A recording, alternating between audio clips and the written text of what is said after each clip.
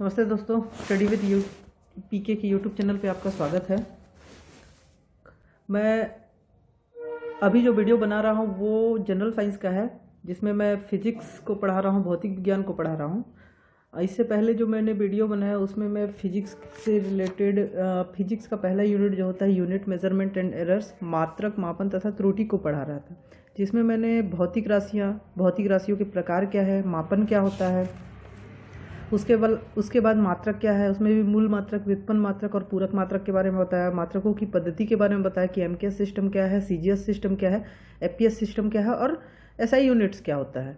और एसआई पद्धति में जो हम लोग मूल राशियाँ यूज करते हैं, मूल मात्रक उनके क्या क्या है, तो कुल 7 मूल राशि होता है, जिनके 7 मूल मात्रक और संकेत के बारे में बताया। और पूरक मात्रक सप्लीमेंट्री यूनिट जो होते हैं 2 होते हैं, समतल कोण और घन कोण, उसके भी पूरक मात्रक रेडियन और स्टील रेडियन है, ऐसा मैंने बताया था। अब आज के वीडियो में मैं 2 चीज़ें तो पहले से ही ख़त्म कर दिया, एक मूल राशियाँ और दूसरा होता है पूरक राशियाँ। एक चीज़ बच गया था, वो व्युत्पन्न राशियाँ। तो व्युत्पन्न राशियाँ मैंने बताया था कि बहुत सारी होती हैं, तो इसमें से जो हम लोग को जनरली यूज में आते हैं फिजिक्स में, ठीक है ना, उसके बारे में मैं बताऊंगा। उसमें भौतिक राशियाँ बताऊंगा, मतलब कौन कौन से व्युत्पन्न राशियाँ हैं और उनके फॉर्मूले क्या होते हैं तथा उनके एसआई मात्रक क्या होता है। तो आप ध्यान से देखिएगा वीडियो को, जब भी कंप्लीट हो जाएगा तो आप प्लीज़ इसको स्क्रीनशॉट लेके रख लें और ये जो मैं बताऊंगा उसे याद जरूर कर लें, ठीक है। तो एक साइड में लिख देता भौतिक राशियाँ, मैं बता रहा हूँ व्युत्पन्न राशियों को, ठीक ना। तो व्युत्पन्न भौतिक राशियाँ जो है वो एक साइड लिख लेते हैं अपन। उसके बाद एक साइड में उसका सूत्र बना लेते हैं, फॉर्मूला बना लेते हैं, ठीक है। और नेक्स्ट जो होता है उसका एसआई यूनिट्स क्या होता है, एसआई यूनिट या मात्रक क्या होता है, एसआई मात्रक क्या होता है, ये चीज़ लिखेंगे, ठीक है। तो एक चार्ट बना लिए, चलिए स्टार्ट करते हैं। तो पहला भौतिक राशि मैं बोला आयत का क्षेत्रफल, मैथ्स में भी पढ़े होंगे आप।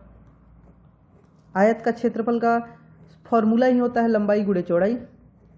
अब देखिए, लंबाई को हम लोग भी मीटर में लेते हैं, यहाँ समझा देता, मीटर गुणे चौड़ाई को भी मीटर में लेते हैं। तो मीटर गुणे मीटर करेंगे तो एसआई यूनिट क्या आ जाएगा इसका, मीटर स्क्वायर, ठीक है। क्या आ जाएगा, मीटर स्क्वायर, मीटर स्क्वायर, ठीक ना। दूसरा, वर्ग का क्षेत्रफल।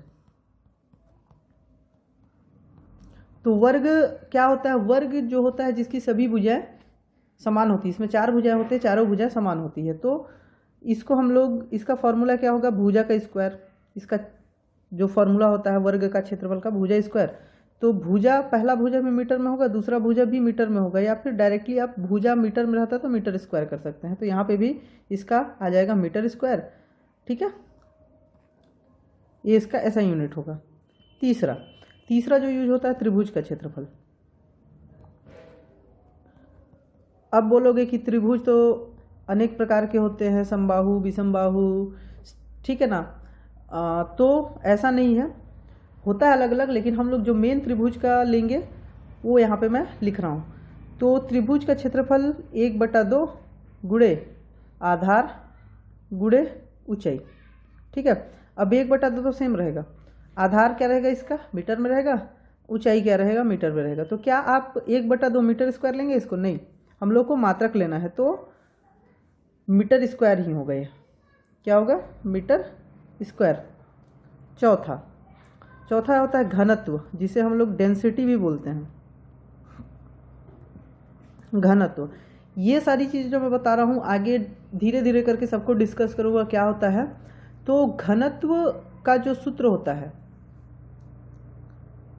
द्रव्यमान डिवाइडेड आयतन। अब आप द्रव्यमान का तो पढ़े ही होंगे, केजी, और आयतन का जो होता है मीटर क्यूब होता है, केजी मीटर क्यूब, केजी पर मीटर क्यूब। तो इसका एसआई यूनिट क्या हो जाएगा, केजी पर मीटर क्यूब भी होगा, लेकिन जब इस मीटर क्यूब को आप ऊपर शिफ्ट करेंगे तो क्या हो जाएगा, केजी मीटर के पावर -3, ठीक है। ये भी होता है, तो आप ये भी लिख सकते हैं, ये भी लिख सकते हैं, लेकिन जनरली ये लिखेगा, ठीक है। उसके बाद घनत्व के बाद आता है त्वरण। त्वरण को हम लोग क्या बोलते हैं, एक्सेलरेशन, ठीक ना, एक्सेलरेशन बोलते हैं।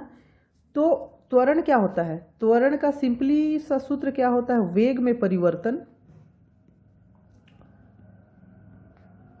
डिवाइडेड समय, मतलब समय के साथ जो वेग में परिवर्तन होता है उसी को त्वरण कहते हैं। जैसे कि स्टार्टिंग में आपका वेग था 20, अब आप उसको बढ़ा के कर दिए 25, और 20 से 25 करने में लगा आपको 10 second.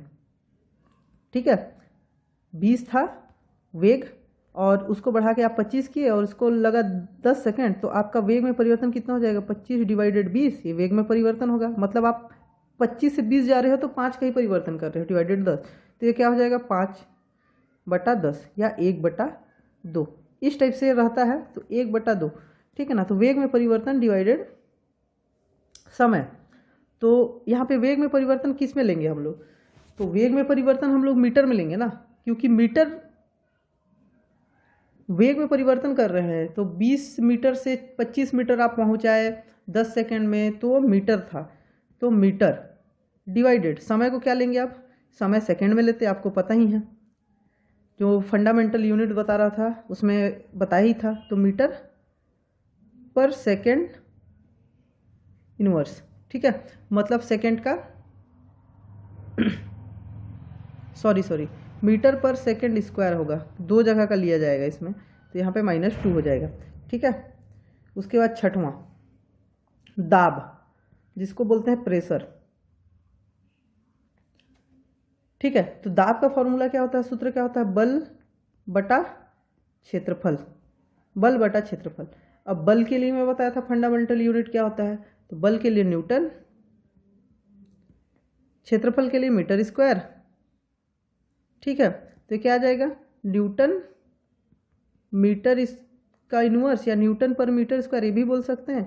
Newton metre square, Newton into metre का पावर -2, और यहाँ पे इसका एक और मात्रक होता है जिसे हम पास्कल बोलते हैं। ठीक है, तो याद रखिएगा। सातवां क्या है? सातवां हो गया कार्य, और एक चीज़ और ले लीजिए जिसमें ऊर्जा, वर्क एंड एनर्जी। ये क्वेश्चन अधिकतर एग्जाम में जरूर पूछता है कि निम्नलिखित में से किसका एसआई यूनिट समान होता है? तो कार्य और शक्ति का जो एसआई यूनिट जो होता है वो समान होता है। तो इसका फॉर्मूला क्या होगा? द्रव्यमान गुणे गुरुत्वीय त्वरण, गुरुत्वीय त्वरण इंटू ऊंचाई, याद रखिएगा। द्रव्यमान गुणे गुरुत्वीय त्वरण इंटू ऊंचाई, द्रव्यमान का न्यूटन, गुरुत्वीय त्वरण का, देखिए द्रव्यमान का क्या होता है आपको यहाँ पे बता रहा हूँ। द्रव्यमान का तो न्यूटन नहीं होता, केजी होता है, केजी इंटू गुरुत्वीय त्वरण कितना मानते हैं? 9.8। ठीक है, ऊंचाई कितना रहेगा? मीटर में। ठीक है, तो इसको केजी को जब 9.8 से हम लोग मल्टीप्लाई करते हैं तो ये न्यूटन आता है। क्या आता है? Newton. KG into 9.8 equal to Newton होता है। तो यहाँ पे दोनों की जगह में मैं न्यूटन लिख सकता हूँ, न्यूटन लिख लिया, तो ये न्यूटन मीटर हो जाएगा। ठीक है, तो ये क्या हो जाएगा? Newton metre, Newton metre. ठीक है ना, या इसका जो मेन वाला जो एसआई यूनिट होता है वो होता है जूल, तो ये जरूर याद रखिएगा। ठीक ना, आठवां। उसके बाद शक्ति आता है, शक्ति बोले तो पावर। इसका फॉर्मूला क्या होता है? कार्य बटा समय। कितने, मतलब दिए गए समय में आप कितना कार्य करते हैं वो कार्य बटा समय। तो कार्य का क्या होता है? कार्य का बताया जूल। ठीक है, कार्य का जूल होता है। इससे पहले ही ये जो लिखा हूँ कार्य के लिए जूल होता है, तो जूल डिवाइडेड समय के लिए क्या होता है? सेकेंड। तो जूल इंटू सेकेंड की पावर -1। ठीक है, ये हुई हो जाएगा। लेकिन इसका एक और यूनिट होता है, वो होता है वाट। ये भी याद रखिएगा। घरों में आप बल्ब यूज करते हैं, उसमें एक वाटेज रेटिंग रहता है। ठीक है ना, पूछते भी है कितने वाट का बल्ब है, आप बल्ब लेने से पहले कितने वाट का पंखा है। ठीक है, ये सब चीज़ें हैं वो शक्ति को दर्शाता है। ठीक ना, फिर आता है आवेग। आवेग बोले तो इम्पल्स। आवेग, आवेग को बोलते हैं बल गुणे समय, बल गुणे समय। तो बल का क्या बताया था? न्यूटन बल का बताया था कहीं पे? बल का नहीं बताया हूँ, ठीक है। तो बल का जो होता है न्यूटन होता है, समय का सेकंड, न्यूटन सेकंड। ये हो जाएगा आपका आवेग का 10वां। समतल कोण, चलिए समतल कोण तो बता ही दिया था पूरक वाले में, लेकिन इसमें इसका फॉर्मूला भी मैं आपको लिखा देता हूँ। समतल कोण जो जिसको हम लोग बोलते हैं प्लेन एंगल, प्लेन एंगल, तो चाप बटा त्रिज्या, ये होता है प्लेन एंगल का।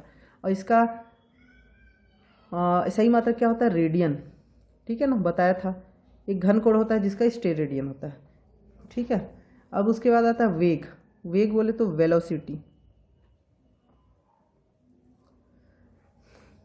त्वरण किसको बोलते हैं? वेग परिवर्तन की दर को, ठीक है। तो वेग, वेग बोले तो वेलोसिटी, तो विस्थापन मतलब दिए गए समय में कितना डिस्प्लेसमेंट होता है, विस्थापन होता है, उसे हम लोग बोलते हैं वेग। तो विस्थापन का क्या होगा? मीटर। विस्थापन का क्या होगा? मीटर, क्योंकि एक पॉइंट से दूसरे पॉइंट में खिसक रहा है कोई सामान, तो उसमें विस्थापन ही हो रहा है, डिस्प्लेसमेंट हो रहा है। तो कितना डिस्प्लेसमेंट होगा आप उसको मीटर में ही नापेंगे। और समय का कितना होता है? सेकेंड, तो इसका क्या हो जाएगा? मीटर पर सेकेंड, या फिर मीटर सेकेंड की पावर -1, ठीक है। ये हो गया। चलिए अब क्या बचा? 3-4 बज गए हैं और, ठीक ना। चलिए लिखिए। उसके बाद आता है 12वां नंबर। इसमें मैं बताऊंगा घनाभ का आयतन, वॉल्यूम ऑफ क्यूबॉइड, ठीक है ना। तो लंबाई गुणे चौड़ाई गुणे ऊंचाई, आयतन निकालते हैं तो अधिकतर ऐसे ही निकाला जाता है घन का, घनाभ का, तो लंबाई गुणे चौड़ाई गुणे ऊंचाई, ठीक है। तो ये भी मीटर, ये भी मीटर, ये भी मीटर, तो तीनों का गुणा क्या हो जाएगा? मीटर का क्यूब, ठीक है। ये हो गया आपका घनाभ का आयतन। उसके बाद क्या होता है? बल। बल, बल किसको बोलते हैं? द्रव्यमान इंटू त्वरण, एक्सेलरेशन। तो द्रव्यमान इंटू एक्सेलरेशन, द्रव्यमान के लिए केजी, एक्सेलरेशन के लिए 9.1 ले लीजिए, 9.8 ले लीजिए, तो इन दोनों का गुणनफल न्यूटन आता है, तो आप न्यूटन भी ले सकते हैं। या फिर द्रव्यमान के लिए केजी लेते ही हैं, त्वरण के लिए आप क्या लेते थे ये देख लीजिए। त्वरण के लिए मीटर सेकेंड के पावर -2, तो केजी मीटर सेकेंड के पावर -2, ये भी लिख सकते हैं आप, ठीक है। 14 रेखीय संवेग,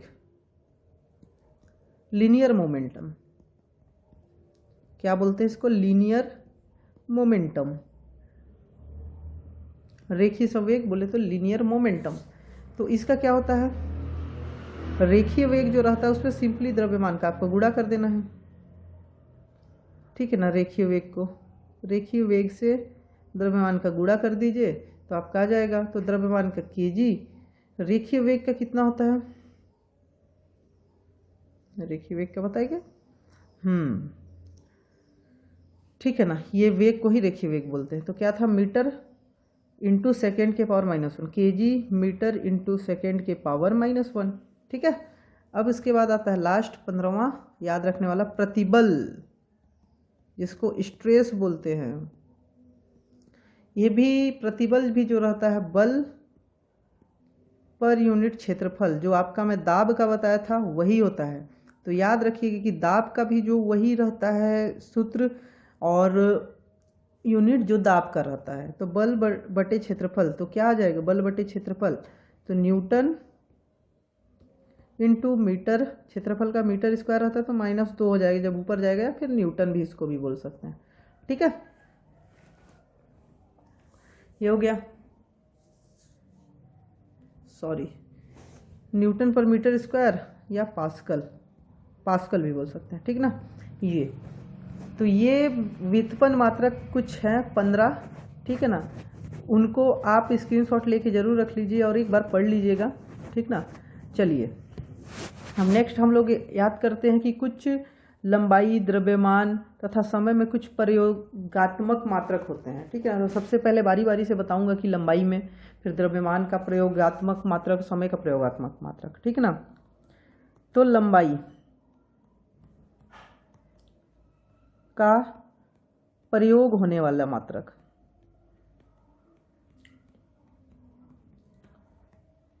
मात्रक या यूनिट, ठीक है। तो एक एंगस्ट्रॉन्ग, ठीक है, एंगस्ट्रॉन्ग को डिनोट करते हैं ए के ऐसे रहता है, ठीक है। एक एंगस्ट्रॉन्ग में कितना रहता है, 10 के घात में -10, 10 के घात में -10 मीटर, इसको एक एंगस्ट्रॉन्ग बोलते हैं। दूसरा एक नैनोमीटर, नैनो के लिए मैं कितना बताया था, किससे गुणा करना पड़ेगा, एक तो रहेगा ही, गुणे नैनो के लिए 10⁻⁹ से गुणा करना पड़ेगा, एक नैनोमीटर, ठीक है। एक पिकोमीटर बोलूँ तो एक तो रहेगा ही, पिकोमीटर के लिए -12, ठीक है ना, 10 के घात में -12। ये सब चीज़ें आपको पता ही है। एक नैनो मिली माइक्रो से डेसी सेंटी, ठीक ना, centimetre decimetre centimetre kilometre, deci centi milli micro nano pico, ठीक ना। उसमें भी आता है टेरामीटर, गीगामीटर, ठीक ना, गीगा, ये सब बताया था ना, मेगा, गीगा, टेरा, ठीक ना, किलो, ये सब चीज़। अब एक चीज़ और याद आ जाता है, एक प्रकाश वर्ष। अधिकतर क्वेश्चन भी पूछा जाता है कि प्रकाश वर्ष किसका मात्रक है, तो यह लंबी दूरी को मापते हैं। इसमें प्रकाश वर्ष लंबी दूरी को मापते हैं। इसका भी आगे मैं परिभाषा सबका बारी बारी से बताऊंगा कि प्रकाश वर्ष बोलते किसको हैं। तो 9.46 × 10 के घात में 15 मीटर एक प्रकाश वर्ष इतना दूरी के बराबर रहता है। या इसको डायरेक्टली 15 ना रख के 10 के घात में 16 याद करने के लिए आप लिख लो, लेकिन इसको याद करोगे तो ज़्यादा अच्छा है, क्योंकि कभी कभी एक प्रकाश वर्ष इक्वल टू कितना होता है ये भी पूछ लेते हैं एग्जाम में, ठीक है। अब आता है खगोलीय दूरी। खगोलीय दूरी, तारों के बीच की जो दूरी होती है ये सब मापा जाता है, ठीक ना। तो इसका कितना होता है, 1.5 × 10 के घात में 11 मीटर एक खगोलीय दूरी, ठीक ना। इसके बाद पारसेक भी होता है एक, पारसेक, इसका भी क्वेश्चन आता है कि पारसेक किसकी इकाई है, तो लंबी दूरी मापने की इकाई है, जो कि 3.26 प्रकाश वर्ष की बराबर होती है। 3.26 × 1 प्रकाश वर्ष में कितना मीटर होता है, तो 9.46 × 10 के घात में 15। इसको निकालने पे कुछ 3.083 × 10 के घात में 18 मीटर इतना आता है एक पारसेक, ठीक है। इतना याद रखिएगा। और एक चीज़ और याद रखिएगा, एक मील में कितने किलोमीटर होता है, तो 1.6 किलोमीटर रहता है एक मील में, ठीक है। ये हो गया पूरा लंबाई में प्रयोग होने वाले मात्रक, इतना याद रखना है आपको। उसके बाद मैं नेक्स्ट बताता हूँ आपको द्रव्यमान में प्रयोग होने वाले मात्रक। ज़्यादा नहीं बताऊँगा, जो इम्पोर्टेंट है वो बताऊँगा। द्रव्यमान में प्रयोग होने वाले मात्रक, ठीक है। तो देखिए, अगर मैं 1 माइक्रो वर्ड ही आया तो आपको 10 के घात में -3 तो लेना ही है, बताया ही था। 1 माइक्रोग्राम बोलूँ, मिली, माइक्रो, नैनो, पिको, ठीक है। 1 माइक्रोग्राम बोलूँ तो 10 के घात में -9 ग्राम ये होगा, ठीक ना, 10 के घात में -9 ग्राम।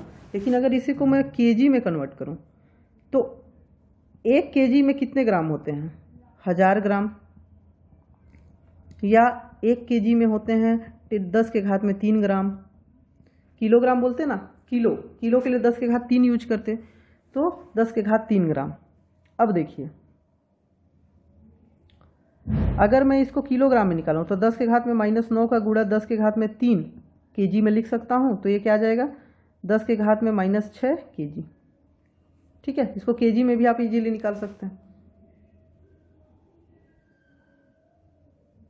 सॉरी, यहाँ पे 1 माइक्रो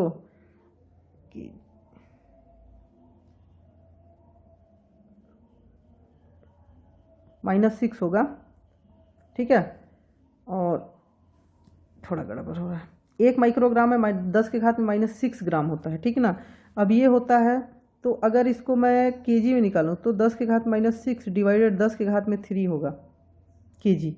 अब ये ऊपर जाएगा तो 10 के घात में -6 इंटू 10 के घात में -3 केजी, या फिर 10 के घात में -9 केजी, इतना आता है। ठीक है।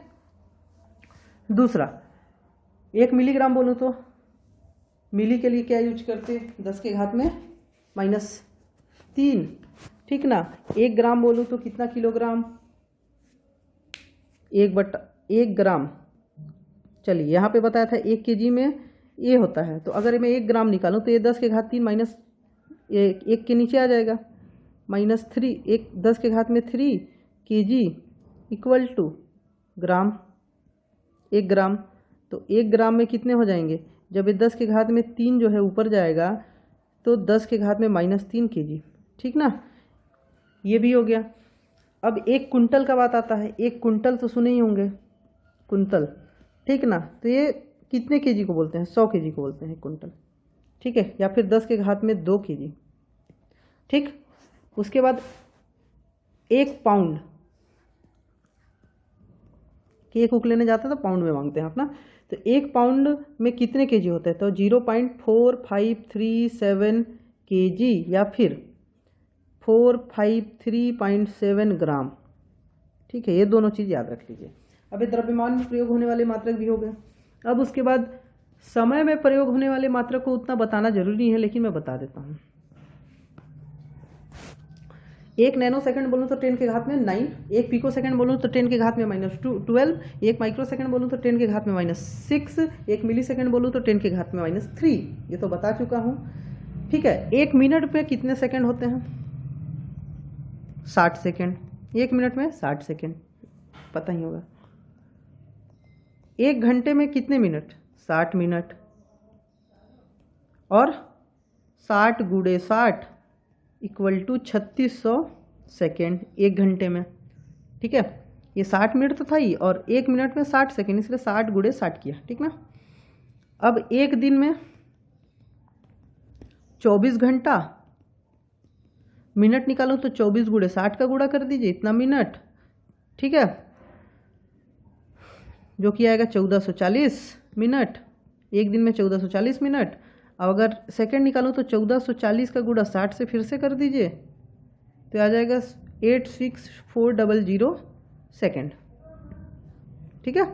1 सप्ताह में कितने दिन, 1 सप्ताह में 7 दिन, ठीक है। 1 चंद्रमास होता है, एक चंद्रमास का भी इसका क्वेश्चन आ सकता है। तो 1 चंद्रमास किसको बोलते हैं, 27.3 सौर दिन, मतलब इतना दिन होना चाहिए, या फिर लगभग 4 वीक, 4 सप्ताह, ठीक है। 4 वीक, जिसे 4 सप्ताह भी बोलते हैं, इसे भी बोला जाता है 1 चंद्रमास। अब 1 सौर मास आ गया। सौर मास क्या होता है, एक 30 या 31 दिन का, जो महीने में अपन यूज करते हैं वो सौर मास है। 30 या 31 दिन का 1 सौर मास होता है, ठीक है। लेकिन फरवरी में 28 या 29 दिन का रहता है, ठीक है ना। नॉर्मल ईयर है तो 28 दिन, लीप ईयर है तो 29 दिन का हो जाता है, ठीक ना। सौर मास 30 से 31 दिन बाकी महीनों में, और 4 वीक का चंद्रमास रहता है, ठीक है। 1 वर्ष में कितना दिन रहता है,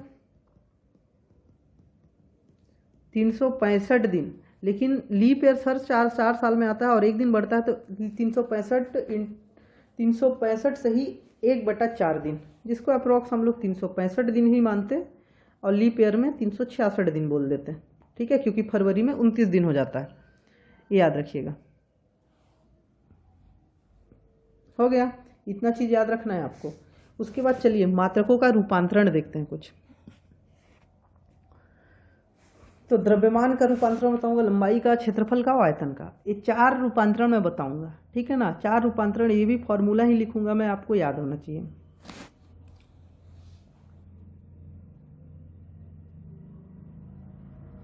रूपांतरण करने का जरूरत नहीं है द्रव्यमान के लिए, जितना मैं बताया था इससे पहले,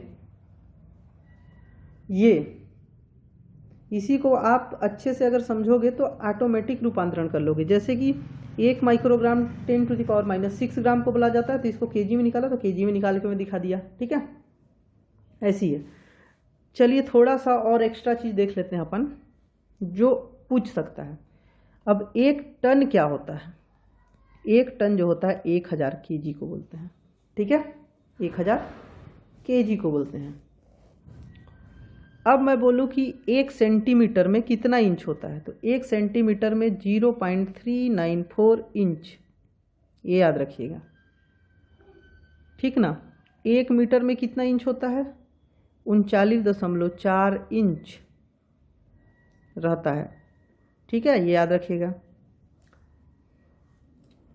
1 किलोमीटर में कितना, 1 किलोमीटर में कितना मील रहता है, तो 0.6214 मील 1 किलोमीटर में रहता है। और 1 फुट जो बोलते हैं वो कितना मीटर रहता है, तो 0.3048 मीटर 1 फुट में रहता है। ये हो गया। ठीक है, अब चलिए एरिया से रिलेटेड कुछ देख लेते हैं। तो लंबाई और उससे रिलेटेड हो गया, द्रव्यमान से रिलेटेड। जमीन के लिए बोलते हैं 1 एकड़, तो 1 एकड़ कितने को बोला जाता है, तो 4046 वर्ग मीटर, 4046 वर्ग मीटर को 1 एकड़ बोला जाता है, याद रखिएगा। हेक्टेयर का भी बात होता है, 1 हेक्टेयर। ठीक है, 1 हेक्टेयर किसको बोला जाता है, तो 2.5 एकड़ जमीन को बोला जाता है 1 हेक्टेयर। ठीक है, ये सब जमीन के क्षेत्रफल से रिलेटेड होते हैं। ठीक है, और अगर मैं 100 हेक्टेयर का बात करूं, एक चीज़ और याद रखिएगा, 100 हेक्टेयर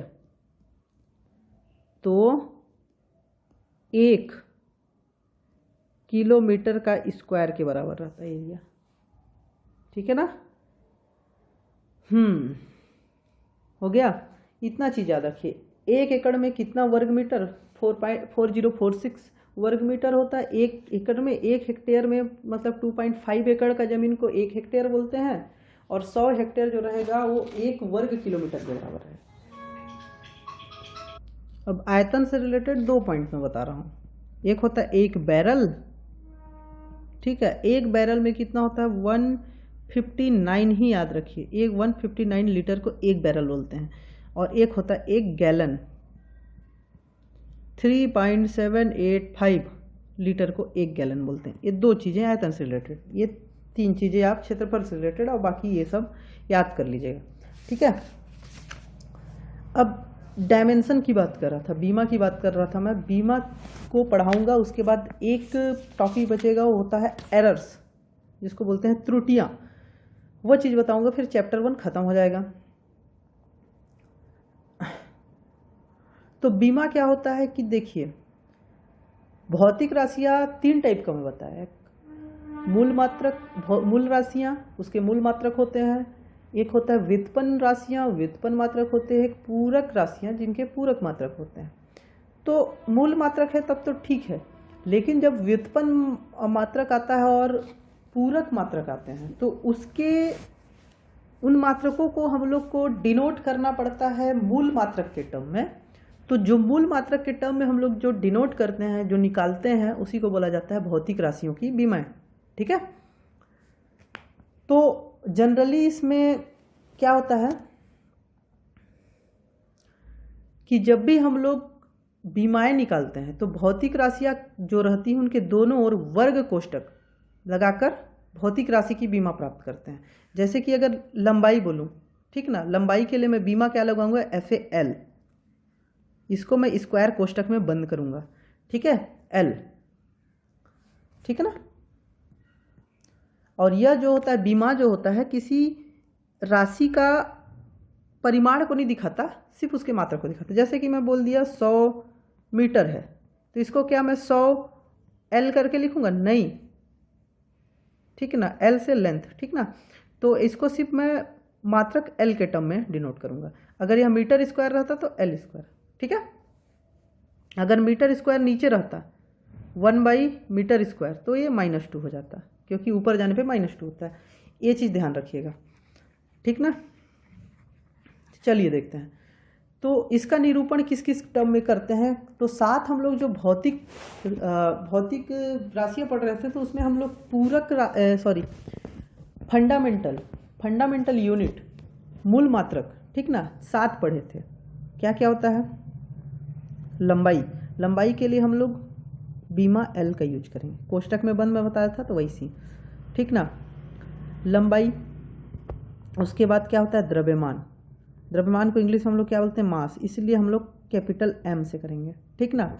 उसके बाद आता है समय को क्या बोलते हैं? टाइम, तो टाइम के लिए टी यूज करेंगे, ठीक है। एमएलटी हो गया। जनरली ये तीनों का ही यूज होता है, लेकिन और भी आगे देख लीजिए।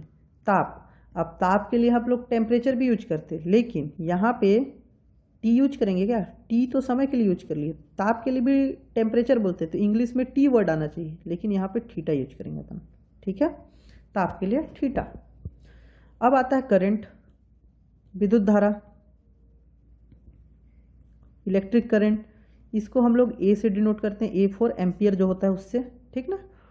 अब ज्योति तीव्रता का मात्रक जो होता था कैंडेला, तो इसको स्मॉल वाला CD से डिनोट करते हैं, ठीक ना। अब आता है पदार्थ की मात्रा, मोल, तो स्मॉल लैम से। कितने हो गए? 1 2 3 4 5 6 7। ये होता है मूल राशियाँ और मूल राशियों की विमाएँ, ठीक है। अब हम लोग को व्युत्पन्न राशियों को इसके टर्म में डिनोट करना है, तो कैसे निकालेंगे? तो इसी संकेत का यूज करेंगे। जैसे मैं अगर व्युत्पन्न राशि में चाल बोलूँ तो चाल का फॉर्मूला क्या होता है? दूरी बटा समय। अब दूरी क्या है? लेंथ है, तो L डिवाइडेड समय क्या है? T से डिनोट करेंगे। ये T को ऊपर शिफ्ट कर दीजिए तो L T का इनवर्स हो जाएगा, और एक अलग अलग ब्रैकेट ना करके कॉमन ब्रैकेट कर दीजिए, L T के पावर -1, या इसका बीम आ गया, ठीक है। चलिए एक और ले लेते एग्जाम्पल, बल का लेते। बल का क्या होता है? द्रव्यमान इंटू त्वरण, अब त्वरण के लिए भी कुछ नहीं है, तो त्वरण को आगे हम लोग और कर देते हैं सिंप्लीफाई, द्रव्यमान गुणे त्वरण के लिए क्या होता था? वेग परिवर्तन। त्वरण का क्या होता है? सूत्र क्या होता है? फॉर्मूला क्या होता है? वेग परिवर्तन बटा समय, ठीक है, वेग परिवर्तन बटा समय। और द्रव्यमान के लिए क्या यूज करेंगे हम लोग?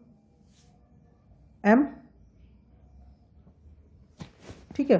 अब देखिए द्रव्यमान के लिए हम लोग क्या यूज करते? M इंटू वेग परिवर्तन किस में हो रहा है? लेंथ में हो रहा है, ठीक है ना, तो L रहेगा, डिवाइडेड समय के लिए क्या हो जाएगा? T। तो इसको जब कॉमन करेंगे तो M L, T ऊपर जाएगा तो T के पावर -1 आ जाएगा। यहाँ पे T स्क्वायर जब रहता तो T के पावर -2 आता ऊपर, लेकिन यहाँ सिर्फ T है इसलिए T के पावर -1। ये इसका बीमा आ गया बल का, ठीक है। ऐसे बीमा निकालते हैं। तो आप फॉर्मूला का टेबल जो बताया वो याद रखिएगा, और ये इसके लिए क्या डिनोट करते हैं उसको सिंप्लीफाई करके किसी भी पूरक मात्रक का भी, इवन व्युत्पन्न मात्रक का भी, दोनों का आप निकाल सकते हैं, ठीक है। अब कुछ चीज़ें बता रहा हूँ जिनका आप बीमा नहीं निकाल सकते, वो बीमाहीन राशियाँ हैं, और ये चीज़ आपको याद रखनी है। तो बीमाहीन राशियाँ क्या होती हैं? जिनकी कोई बीमाएँ ही नहीं निकलती। कोण और घन कोण, ये तो पूरक मात्रक ही हो गया। तो पूरक मात्रक जो दोनों हैं, कोण और घन कोण, उनकी कोई बीमा नहीं होता, ठीक है, याद रखिएगा। एक होता है अपेक्षित घनत्व, फिर आता है विशिष्ट ऊष्मा, फिर पॉइजन रेशियो और पॉइजन अनुपात समझ लीजिए। पॉइजन रेशियो भी बोलते हैं, पॉइजन अनुपात आगे सब पढ़ेंगे, स्ट्रेस स्ट्रेन सब पढ़ाऊंगा तो सब आएगा इसमें। फिर आता है विकृति, स्ट्रेन, ठीक है, और एक आता है अपवर्तनांक, ये लेंस पढ़ाऊंगा तो अब आएगा अपवर्तनांक। ये सब चीज़ें, इनका कोई बीमा नहीं रहता, याद रखिएगा। ये भी क्वेश्चन में पूछ देगा कि निम्नलिखित में किसका बीमा नहीं रहता। अब बीमाओं के उपयोग तो विमाओं के उपयोग के बारे में जनरली जानना तो नहीं चाहिए, लेकिन बता देते हैं कि जब हम लोग कोई भी इक्वेशन निकालते हैं फिजिक्स में तो वह सजाती है या विजाती है इसकी जांच करते हैं। ठीक है, भौतिक राशियों के बीच में संबंध स्थापित करते हैं कि द्रव्यमान का m था l, जैसे कि इसका मैं निकाला ml - t इनवर्स, तो कैसे बल के लिए निकल गया। तो भौतिक राशियों के बीच में जो होता है संबंध स्थापित करना होता है, और मात्रकों को एक प्रणाली से दूसरे प्रणाली में कन्वर्ट करने के लिए, जैसे कि MLT1 में निकाल लिया। अब ये तो CGS या मान के चलिए SI पद्धति में, इसको मैं CGS में कन्वर्ट करूँ तो CGS में m के लिए क्या सेंटीमीटर यूज करेंगे, मास के लिए क्या यूज करेंगे ग्राम, L के लिए क्या यूज करेंगे सेंटीमीटर, ग्राम सेंटीमीटर, और T के लिए क्या यूज करेंगे सेकेंड। तो ये आ गया, कन्वर्जन ईजी हो गया ना एक प्रणाली से दूसरा प्रणाली में, तो इसके लिए होता है। ठीक है, ये 3 ही यूज होता है। अब चलिए हम लोग पढ़ते हैं एरर्स पढ़ाने से पहले। ठीक है, एरर्स में कुछ नहीं है, एरर्स में बताने के लिए मैं आपको कुछ 2-3 पॉइंट ही बताऊंगा, 2-3 परिभाषा बताऊंगा, वही याद रखिए। और उसके अलावा एक सिग्निफिकेंट नंबर, ठीक है ना, इसका भी क्वेश्चन आता है।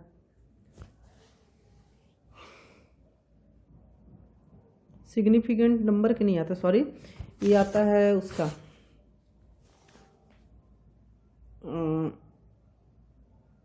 विज्ञान, चलिए छोड़िए, एरर्स पढ़ा लेता है, एरर्स। ठीक है, तो एरर्स पढ़ाने से पहले कुछ चीज़ें, कुछ परिभाषा बता रहा हूँ। विभेदन, जिसको बोलते हैं रेजोल्यूशन, विभेदन जिसको बोलते हैं रेजोल्यूशन। तो रेजोल्यूशन क्या होता है, लीस्ट वैल्यू। विभेदन रिजोल्यूशन किसी राशि का अल्पमान या लीस्ट वैल्यू न्यूनतम मान, जिसे यंत्र द्वारा पढ़ा जा सकता है, यंत्र द्वारा पढ़ा जा सकता है। ठीक है, अब यंत्र बोले तो वो इंस्ट्रूमेंट जिससे हम लोग मेजरमेंट कर रहे हैं। ठीक है, जैसे वर्नियर कैलिपर्स हो गया, ये सब चीज़ें यंत्र ही हैं। तो वर्नियर कैलिपर की सहायता से हम कितने छोटी से सूक्ष्म से सूक्ष्म, छोटी से छोटी मतलब लंबाई का, छोटी से छोटी चीज़ का लंबाई ले सकते हैं, उसका कितना लीस्ट वैल्यू तक जा सकता है, उसको रिजोल्यूशन या विभेदन बोलते हैं। अब दूसरा आता है यथार्थता, जिसको बोला जाता है एक्यूरेसी। ठीक है, तो एक्यूरेसी का मतलब क्या होता है, उसका एक्चुअल वैल्यू से कितना क्लोजेस है। मतलब आप एक उसका जो भी है, एक जैसे कि 10 मीटर का पाइप है, ठीक है, ये 10 मीटर का पाइप है। अब आप इसको नापे किसी टेप से, तो आपके पास 9.8 आ रहा है। तो ये इसका रियल वैल्यू था, मतलब एक्चुअल वैल्यू था। 10 मीटर जो था एक्चुअल वैल्यू था, और ये जो था मेजरिंग वैल्यू है। ठीक ना, मतलब मापने के बाद जो वैल्यू है वो मेजरिंग वैल्यू है। तो इसका क्लोजनेस, मतलब मेजरिंग वैल्यू का एक्चुअल वैल्यू से क्लोजनेस को ही एक्यूरेसी बोला जाता है। जितना ज़्यादा क्लोज है, ठीक ना, जितना ज़्यादा एक्चुअल वैल्यू से निकट है, उसका एक्यूरेसी उतना अच्छा है। ठीक है, अब एक आता है परिशुद्धता, जिसको बोलते हैं प्रेसिशन। ठीक ना, परिशुद्धता, परिशुद्धता का मतलब क्या होता है, जैसे कि किसी वस्तु की एक माप को उस वस्तु की अन्य मापों के निकटतम मतलब अन्य, जैसे क्या होता है परिशुद्धता का मतलब, प्रेसिशन का मतलब कि किसी वस्तु है उसको आप मापे, ठीक ना, तो उसकी जो माप आया, उसका जो माप आया, उस माप को उस वस्तु की अन्य मापों से निकटता प्रदर्शित करने के लिए प्रयोग होता है। जैसे कि ये 10 मीटर का पाइप है, इसका पहले बार में आप लिए तो 9.8 आया, फिर दूसरा आया तो 9.85 आया, फिर से मेजर किए, फिर तीसरा बार मेजर किए तो 9.9 आया, फिर चौथा मेजर किए 9.75 आया। इस टाइप से 4-5 रीडिंग ले लिए। तो इसका क्लोजनेस, ठीक ना, ये जो माप है इसका क्लोजनेस को, इसका जो माप है उसका अन्य मापों से जो इसका क्लोजनेस है उसको बोला जाता है प्रेसिजन। ठीक है, याद रखिएगा। नेक्स्ट देखते हैं त्रुटि, एरर्स। एरर्स तो एरर्स क्या होता है? तो एरर्स मतलब कि जो ट्रू वैल्यू है, और एरर्स का सीधा सा मतलब होता है ट्रू वैल्यू। जैसे कि 10 मीटर का पाइप था, 10 ले लिए मान के चलिए ट्रू वैल्यू, माइनस इसका मेजरिंग वैल्यू, मेजर करने पे जो वैल्यू आया मेजरिंग वैल्यू, इसको बोलते हैं एरर। मेजरिंग वैल्यू आया 9.85, इन दोनों को माइनस कर दीजिए तो 0.15 का एरर आएगा। तो एरर्स का मतलब क्या होता है? True value minus measuring value. ठीक है। अब एरर्स के क्या क्या प्रकार होते हैं? एरर्स के टाइप भी होते हैं, ठीक ना। तो एक होता है सिस्टमेटिक एरर, सिस्टमेटिक एरर जिसको बोलते हैं क्रमबद्ध त्रुटियां। सिस्टमेटिक एरर या क्रमबद्ध त्रुटियां। क्रमबद्ध से ही समझ में आ रहा है कि एक दिशा में निर्धारित होता है। जैसे कि 10 मीटर का पाइप है, ठीक है, 10 मीटर ना लीजिए, जो भी है बता रहा हूँ, ये या तो सिर्फ पॉजिटिव साइड में बढ़ेगा त्रुटि, एक बार लिए तो पॉजिटिव त्रुटि आया, फिर से लिए पॉजिटिव में त्रुटि आया, ठीक ना, या फिर सिर्फ नेगेटिव में आएगा, नेगेटिव त्रुटि आया फिर नेगेटिव त्रुटि आया। अब कैसे देखिए, 10 मीटर का एक्चुअल साइज का है पाइप, आप लिए एक बार में 9.85, दूसरे बार में भी आया 9.87, तो इसका एरर पहले बार में 0.15 आ रहा है और दूसरे बार में 0.13 आ रहा है। इन दोनों को एक्चुअल वैल्यू से मेजरिंग वैल्यू को करने पे ही माइनस करने पे ही त्रुटि आता है। तो एक बार में प्लस 0.15 या दूसरे बार में भी प्लस 0.15, तो एक बार भी पॉजिटिव आ रहा है, दूसरे बार भी पॉजिटिव आ रहा है, तीसरे बार भी लेंगे तो पॉजिटिव आएगा। तो ये सिस्टमेटिक एरर है, ठीक है। या फिर जब नेगेटिव में आ रहा है, मान के चलिए जैसे कि पाइप का था 10 मीटर का, अब एक बार लिए आप आ गया 11 मीटर, दूसरे बार ले लिए आप आ गया 10.95 मीटर, तो एक बार में एरर आ रहा है 1 मीटर का और दूसरे बार में एरर आ रहा है 95 मीटर का।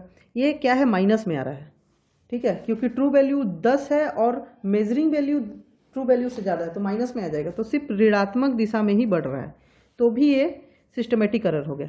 लेकिन इसी केस को ले लेते हैं, उसका एक्चुअल जो था 10 था, एक बार मापने पे 11 मीटर आया और एक बार मापने पे 9 मीटर आ गया, तो 1 मीटर माइनस की ओर इसमें और 1 मीटर इसमें प्लस की ओर, तो ये एक माइनस हो गया एक प्लस हो गया, तो ये सिस्टमेटिक एरर नहीं होगा, ठीक है। सिस्टमेटिक एरर समझ में गए होंगे। अब इस सिस्टमेटिक एरर के भी सब टाइप होते हैं। तो सबसे पहला होता है इंस्ट्रूमेंटल एरर। इंस्ट्रूमेंटल एरर मतलब यंत्रगत त्रुटियां। तो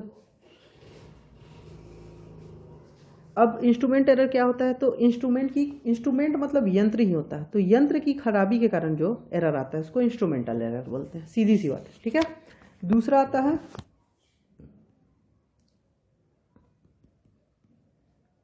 एक्सपेरिमेंटल एरर।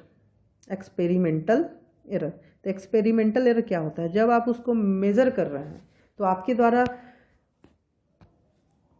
आप उसको मेजर कर रहे हैं तो बहुत सारे फैक्टर रहते हैं जो उस मेजरिंग वैल्यू को क्या करते हैं, सही आने नहीं देते हैं, जैसे कि ताप हो गया, आर्द्रता हो गया, ठीक ना। तो ये सब एरर मतलब जो कि अन्य मतलब इन्वायरमेंटल एरर भी बोला जाता है इसको। तो इन्वायरमेंटल कंडीशन के हिसाब से जो एरर आता है उसको एक्सपेरिमेंटल या इन्वायरमेंटल एरर बोलते हैं। अब एक होता है व्यक्तिगत त्रुटियां या फिर पर्सनल एरर्स। पर्सनल एरर, आप मेजर ही गलत कर रहे हो, आप खुद से मेजर ही कर रहे हो, तो उससे जो एरर आएगा वो पर्सनल एरर है, ठीक है, याद रखिएगा। अब इसका एक टाइप तो हो गया सिस्टमेटिक एरर। अब इसमें एक दूसरा टाइप होता है, वो होता है रैंडम एरर्स। यह भी सेम होता है एक्सपेरिमेंटल या इन्वायरमेंटल एरर की तरह, जो कि पर्यावरणीय प्रभाव के द्वारा जो होता है, ताप, दाब, वायु, आर्द्रता से उत्पन्न होता है, और जो ट्रू वैल्यू है उसे मेजरिंग वैल्यू मतलब ज़्यादा हो जाता है, तो होता है रैंडम एरर्स।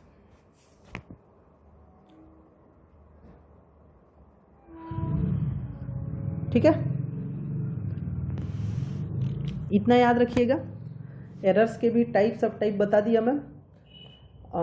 ये सारी चीज़ें जो भी बताया आप याद रखिए। ये जो फार्मूला वगैरह बताया ना, ठीक है ना, फिगर्स बताया जो भी, आप सब याद रखिए। यहाँ पे डायमेंशन निकालने का टेक्निक भी बताया, ये याद रखिए। हो सके तो खुद से निकाल के देखिएगा, ठीक है। और ये तो बिल्कुल याद रख लीजिए आप, ठीक ना, एकदम कंठस्थ याद होना चाहिए, इसका सूत्र भी और ऐसा यूनिट भी, ठीक है। अब मिलते हैं नेक्स्ट वीडियो में। पहला चैप्टर इसी के साथ आपका मापन, मात्रक और एरर्स ख़त्म हो गया। अब सेकंड चैप्टर में पढ़ाऊँगा फिजिक्स में, वो है मोशन, गति, ठीक ना, गति के बारे में पढ़ाऊँगा। फिर गति के बाद मैं पढ़ाऊँगा आपको गति के नियम और बल के बारे में। अभी सिर्फ गति के परिभाषा टाइप से दूंगा, फिर उसके बाद गति के नियम के बारे में बताऊंगा, फिर बल बताऊंगा, फिर गुरुत्वाकर्षण बताऊंगा, उसके बाद कार्य शक्ति और ऊर्जा बताऊंगा, ठीक ना। ये 5 चैप्टर हो गए, कार्य शक्ति और ऊर्जा। और क्या है फिर मेन, कार्य शक्ति ऊर्जा के बाद द्रव्यमान केंद्र का बताऊंगा। और फिर आपको आवर्त गति के बारे में बताऊंगा। एक चैप्टर जो है घनत्व गुणवत्ता का, उसका भी बताऊंगा। द्रवों के यांत्रिक गुण जिसको बोलते हैं उसको भी पढ़ाऊंगा। और ठोस के यांत्रिक गुण जिसमें आपका आता है प्रत्यावस्था, ठीक है ना, ये सब बता ना, पॉइजन रेशियो, ये सब चीज़ बाद में बताऊंगा। फिर एक चैप्टर रहेगा उष्मा ताप और उष्मागतिकी का, थर्मोडायनेमिक्स का। फिर उसके बाद ध्वनि पढ़ाऊंगा और फिर लास्ट में लाइट पढ़ाऊंगा, प्रकाशिकी पढ़ाऊंगा। उसके बाद मैं इलेक्ट्रिकल सब्जेक्ट जैसे कि स्टैटिक इलेक्ट्रिसिटी, स्थिर विद्युत बोलते हैं, ठीक है, विद्युत धारा और उसके प्रभाव, विद्युत के चुंबकीय प्रभाव, ठीक है ना, सेमीकंडक्टर अर्धचालक जिसको बोलते हैं। और उसके बाद एक नाभिकीय भौतिकी भी पढ़ाऊंगा, रेडियो एक्टिविटी जो होता है उसको पढ़ाऊंगा। और लास्ट में ये सब पढ़ाने के बाद एक संचार से रिलेटेड पढ़ाऊंगा, जो डिफरेंट टाइप के तरंगे से रिलेटेड जो क्वेश्चन आते हैं, ठीक ना, मॉड्यूलेशन, डीमॉड्यूलेशन, तरंग, इन सब के बारे में, इन सब की प्रॉपर्टीज़ के बारे में पढ़ाऊंगा। उसके बाद मैं केमिस्ट्री स्टार्ट करूंगा। केमिस्ट्री में भी लगभग 8-10 चैप्टर हैं, ठीक है। उसके बाद बायोलॉजी, और बायोलॉजी के बाद इकोसिस्टम, पर्यावरण पढ़ाऊंगा। और लास्ट में, एकदम लास्ट में आपको पर्यावरण पढ़ाने के बाद एक अलग सा एक चैप्टर ही अलग है, समझ लीजिए, वो है ब्रह्मांड का, ठीक है ना, गैलेक्सी का, तो उसके बारे में बताऊंगा। तब तक के लिए धन्यवाद, मिलते हैं नेक्स्ट वीडियो में।